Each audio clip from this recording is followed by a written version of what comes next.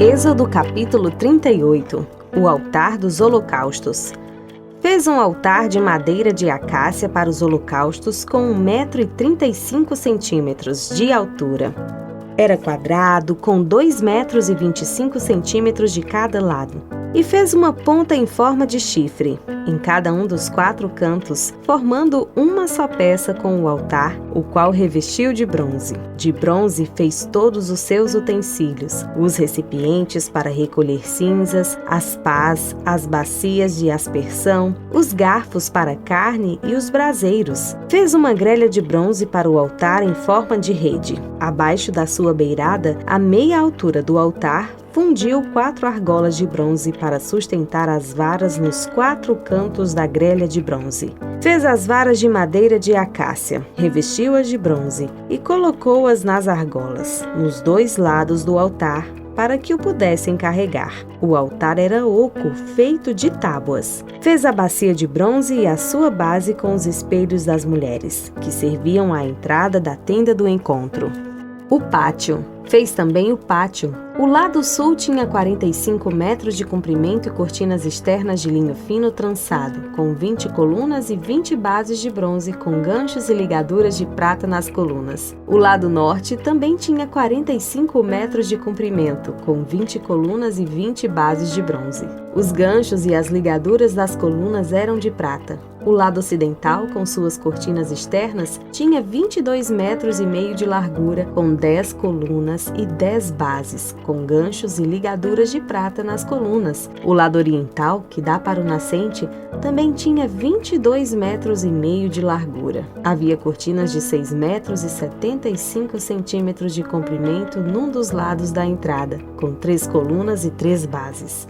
E cortinas de 6 metros e 75 centímetros de comprimento no outro lado da entrada do pátio, também com 3 colunas e 3 bases. Todas as cortinas ao redor do pátio eram feitas de linho fino trançado.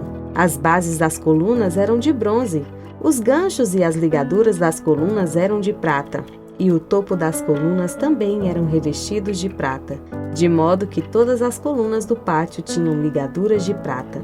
Na entrada do pátio havia uma cortina de linho fino, trançado e de fios de tecidos azul, roxo e vermelho, obra de bordador. Tinha 9 metros de comprimento e, à semelhança das cortinas do pátio, tinha 2 metros e 25 centímetros de altura, com 4 ganchos e ligaduras eram de prata, e o topo das colunas também era revestido de prata.